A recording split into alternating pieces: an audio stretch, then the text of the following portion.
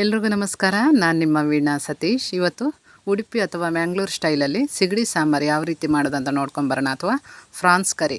ಸೂಪರಾಗಿರುತ್ತೆ, taste ಅಂತೂ ಹೇಳೋದೇ ಬೇಡ. ಬನ್ನಿ ಏನೆಲ್ಲ ಐಟಮ್ಸ್ ಬೇಕು ಅಂತ ಹೇಳ್ತೀನಿ. ಇಲ್ಲಿ 1/4 kg ಸ್ವಲ್ಪ ಜಾಸ್ತಿ ಫ್ರಾನ್ಸನ್ನು ಚೆನ್ನಾಗಿ ಕ್ಲೀನ್ ಮಾಡಿ ತಗೊಂಡಿದ್ದೀನಿ. ಇದ್ರ ನೋಡಿ, ಈ ಥರ ಮೇಲ್ಭಾಗದಲ್ಲಿ ದಾರ ಥರ ಇರುತ್ತೆ ಕಪ್ಪು ಕಲರಲ್ಲಿ, ಅದನ್ನು ಕ್ಲೀನ್ ಮಾಡಿ ತೆಗಿಬೇಕು ನಾವು. ಮೊದಲಿಗೆ ಮಸಾಲಕ್ಕೆ ರೆಡಿ ಮಾಡ್ಕೊಳ್ಳೋಣ. ಒಂದು ಬಾಣಲೆಗೆ ಡ್ರೈ ರೋಸ್ಟ್ ಮಾಡ್ತಾಯಿದ್ದೀನಿ, ಎಣ್ಣೆ ಹಾಕ್ತಾಯಿಲ್ಲ. ಒಂದು 8ರಿಂದ 9 ಬ್ಯಾಡಗೆ ಮೆಣಸಿರುತ್ತಲ್ಲ, ಅದನ್ನು ಹಾಕ್ಕೊಂಡಿದ್ದೀನಿ.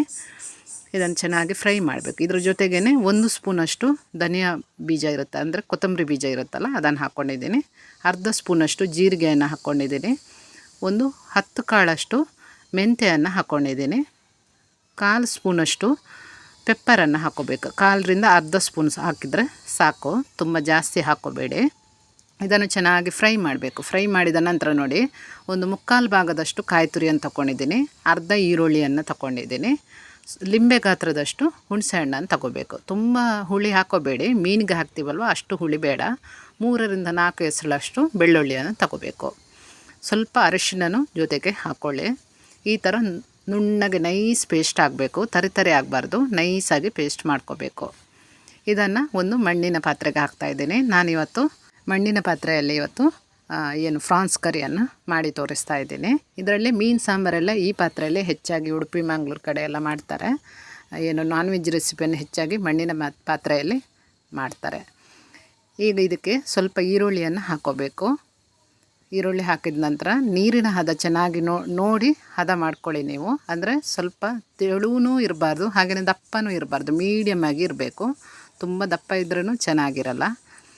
ಈಗ ನೋಡಿ, ನಾನು ಸ್ವಲ್ಪ ನೀರು ಹಾಕ್ಕೊಂಡು ಹದ ಸರಿ ಮಾಡ್ಕೊಂಡಿದ್ದೀನಿ. ಇಷ್ಟು ಹದ ಇದ್ದರೆ ಸಾಕು ನೋಡಿ. ಈ ಹದದಲ್ಲಿದ್ದರೆ ಚೆನ್ನಾಗಿರುತ್ತೆ, ಸಾಂಬಾರು ಚೆನ್ನಾಗಿ ಬರುತ್ತೆ.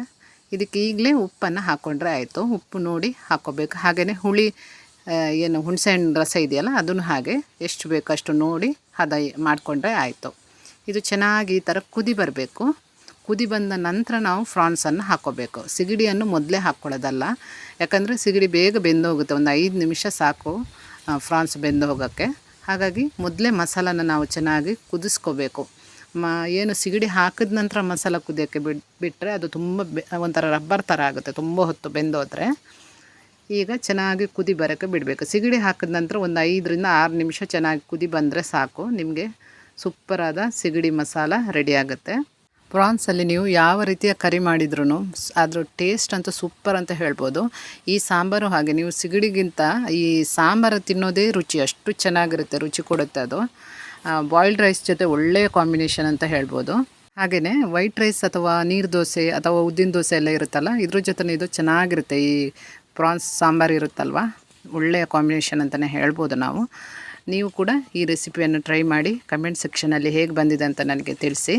ವಿಡಿಯೋ ಇಷ್ಟ ಆದರೆ ಸಬ್ಸ್ಕ್ರೈಬ್ ಮಾಡಿ, ಶೇರ್ ಮಾಡಿ, ಲೈಕ್ ಮಾಡಿ. ಸಿಗೋಣ ಇನ್ನೊಂದು ಒಳ್ಳೆಯ ವಿಡಿಯೋ ಜೊತೆ. ನಮಸ್ಕಾರ.